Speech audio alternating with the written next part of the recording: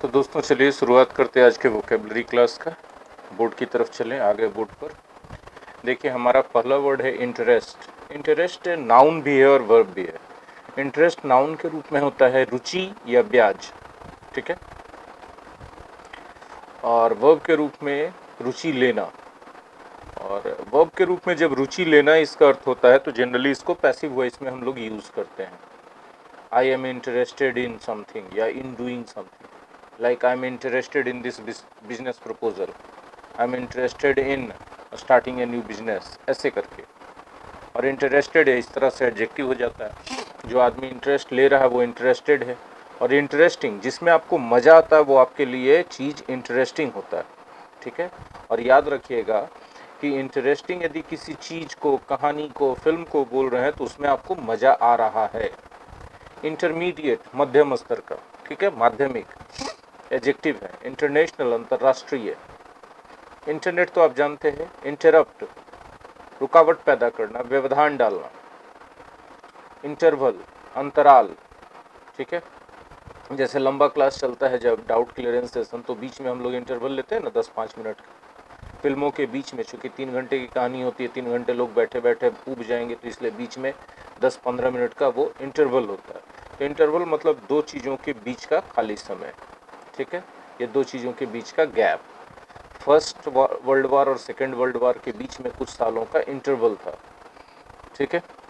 चलिए आगे बढ़ते हैं। नया है in the end. In the end का मतलब होता है अंत में। इन टाइम समय पर। इन टाइम का मतलब समय पर, थोड़ा पहले। ऑन टाइम रहता है तो एग्जैक्ट समय पर, और इन टाइम का मतलब समय से थोड़ा सा पहले। जैसे I start the class in time, मतलब मैं समय से थोड़ा पहले क्लास स्टार्ट करता हूँ। ऑन टाइम मतलब एग्जैक्ट समय पर। यदि बोलते इन गुड टाइम तो समय से काफ़ी पहले। सपोज कि आपके क्लास का टाइम 10 बजे है और आप 9:30 में पहुंच गए, तो you reached school in good time. बात समझ में आ रही है। इनटू प्रीपोजिशन हम लोगों ने पढ़ा है, बाहर से भीतर की ओर गति बताने के लिए या अवस्था परिवर्तन के लिए। ट्रांसलेट इनटू इंग्लिश, है ना, अवस्था परिवर्तन। Heat turns water into vapour. चलिए नेक्स्ट है इंट्रोड्यूस, परिचय देना। इंट्रोड्यूस के बाद ऑब्जेक्ट का उपयोग करना ज़रूरी है। अगर ऑब्जेक्ट नहीं है तो सेल्फ या सेल्स वाला प्रोनाउन आना चाहिए। He introduced himself to the class. He introduced himself, उसने खुद को परिचय दिया, खुद का परिचय दिया। किसको? क्लास को। तो टू प्रीपोजिशन कैसे यूज हो रहा है इसको समझना है। He introduced himself to the class, ठीक है। इंट्रोड्यूस के बाद बात करते हैं एक और सेंटेंस इंट्रोड्यूस का। The headmaster introduced the new teacher to the class. इसमें सेल्फ नहीं आया क्योंकि न्यू टीचर जो है वो ऑब्जेक्ट था। इन टू मतलब दो हिस्सों में, इन टू पार्ट्स। इन इन्वेंट आविष्कार करना। इसका साइनोनिम्स होता है डिस्कवर, लेकिन डिस्कवर का मतलब वैसी चीजें पता लगाना जो ऑलरेडी दुनिया में एग्जिस्ट करती थी, लोग उनके बारे में नहीं जानते थे, तो पता लगा के लोगों तक पहुंचा देना जानकारी, वो कहलाता है क्या? इंसिस्ट, सॉरी, इन डिस्कवर। और जो चीजें दुनिया में थी ही नहीं उनको आपने बना के ला दिया, तो आप क्या कर रहे हैं? इन्वेंट कर रहे हैं। इन्वेंट वर्ब है और इसी के खानदान से आया है इन्वेंशन, आविष्कार। रेडियो, टेलीविजन, कंप्यूटर, ये सब साइंटिफिक इन्वेंशंस हैं। इनविटेशन, इनविटेशन का मतलब होता है न्योता। न्योता मतलब समझते हो ना आप? न्योता का मतलब होता है किसी को दिया गया निमंत्रण, इनविटेशन टू समथिंग। जैसे यदि हम बोलते हैं,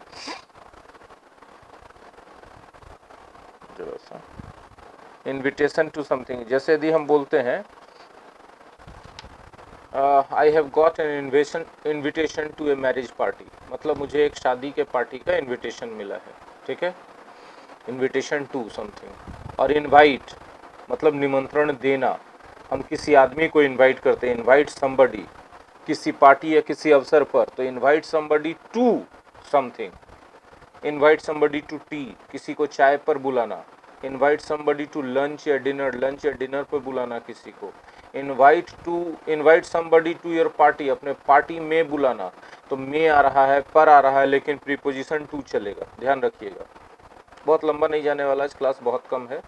इन्वॉल्व, इन्वॉल्व का क्या मतलब होता है भाई? तो इन्वॉल्व का मतलब होता है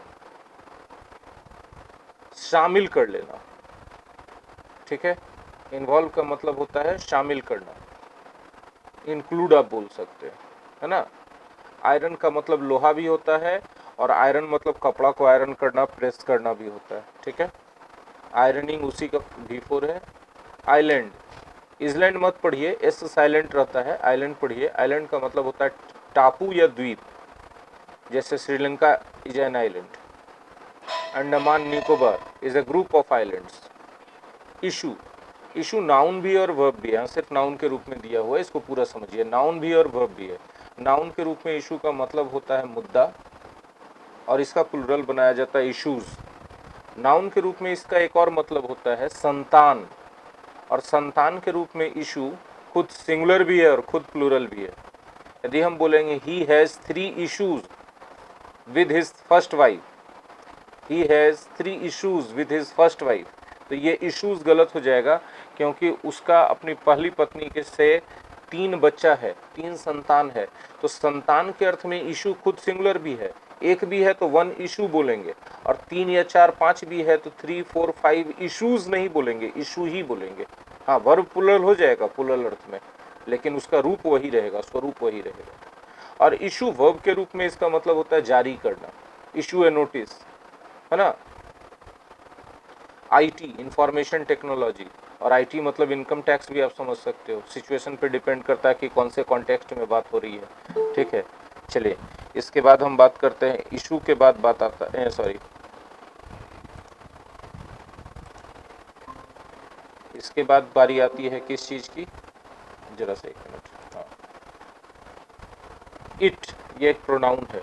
इट का मतलब होता है यह, ठीक है। न्यूटर जेंडर के सिंगुलर फॉर्म में यूज किया जाता है प्रोनाउन। इट के खानदान में आएगा, इट खुद सब्जेक्ट भी है, ऑब्जेक्ट भी है। पोजेशन बताने के लिए ITS इट्स बोलना पड़ता है, इट्स मतलब इसका। जैसे this is digital pen, it's price is 7,000 rupees.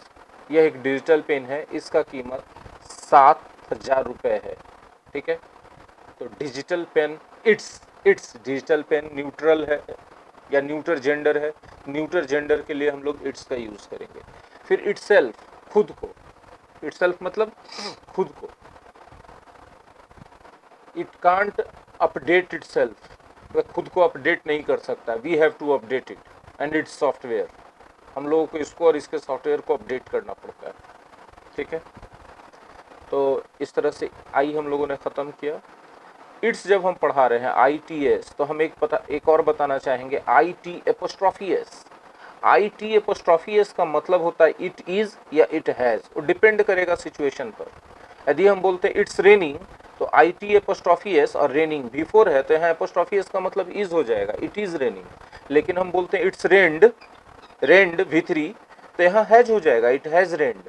तो आपको सिचुएशन से समझना होगा, एपोस्ट्रॉफी एस कहीं कहीं इज भी होता है, एपोस्ट्रॉफी एस कहीं कहीं हैज भी होता है, और एपोस्ट्रॉफी एस तो पजेसिव भी बताता है, हमने केस में पढ़ा है, ठीक है। चलिए आगे बढ़ते हैं। जी, जे छोटा है इसीलिए हम लोग इसको साथ में ही आज पूरा कर लेंगे। आई के जैकेट, जैकेट एक प्रकार का वेयर होता है ना। जेल, जेल मतलब जेल। जैम, जैम बच्चे खाते हैं ना, चटनी एक प्रकार का, विलायती चटनी आप इसको बोल सकते हैं, स्ट्रॉबेरी जैम होता है। और यही जैम पढ़ते हैं, जैम, जैम, हाँ जेम नहीं पढ़ेंगे, जैम ही पढ़ेंगे, तो 2 अर्थ निकलेगा। एक तो बताया मैंने, खाने वाला चटनी है, विलायती चटनी है, पैक होके आता है। हम लोग का इंडियन चटनी अलग होता है, जैम और चटनी को एक मत समझिएगा। इंडियन चटनी जो है CHUTNEY ही होता है, ठीक है, वो चटनी का चटनी होता है। हम लोग जो बनाते हैं चटनी, जो इंडियन स्टाइल में, वो ज़्यादा से ज़्यादा 2 दिन 4 दिन 5 दिन चलता है, लेकिन जो जैम प्रिजर्व्ड फॉर्म होता है एक तरह से, वो तो महीनों चल जाते हैं ना, पैक होके जार में आता है जैम। और ट्रैफिक जैम यही है, समझ लीजिए जरा, ठीक है। नेक्स्ट है जार, जार कहा जाता है बड़े बर्तन को। इसको हम पता नहीं, लोकल भाषा में हमारे घर में तो बोला जाता है बोयाम, आप लोग के पास क्या बोला जाता है। शीशे का होता है, उसमें अचार वगैरह, मर्तबान बोला जाता है, मर्तबान। देखिए जैज, जैज एक प्रकार का म्यूजिक होता है, और इस म्यूजिक में क्या है ना कि झनकार बहुत ज़्यादा होता है। गाने वाले जो सिंगर होते हैं उनकी आवाज़ से ज़्यादा लाउड झनकार की आवाज़ होती है, जैज, ठीक है। जेलस, जेलस दो तरह का होता है, एक जे से शुरू हो रहा है, एक जेड से शुरू होगा, स्पेलिंग बाकी सब सेम रहेगा और दोनों एडजेक्टिव ही है। जे से शुरू हो रहा है जेलस, तो इसका मतलब होता है ईर्ष्यालु। ठीक है, जैसे हम बोलते हैं उसे अपने दोस्त से ईर्ष्या लगती है, he is jealous of his friends, he is jealous of his friends. Jealous, Z E, zeal पढ़ते हैं, जील से बना, जेड ई एल, जील, जील का मतलब उत्साह और जीलस का मतलब होता है उत्साही। जीलस टू डू समथिंग, कोई चीज करने के लिए उत्साही।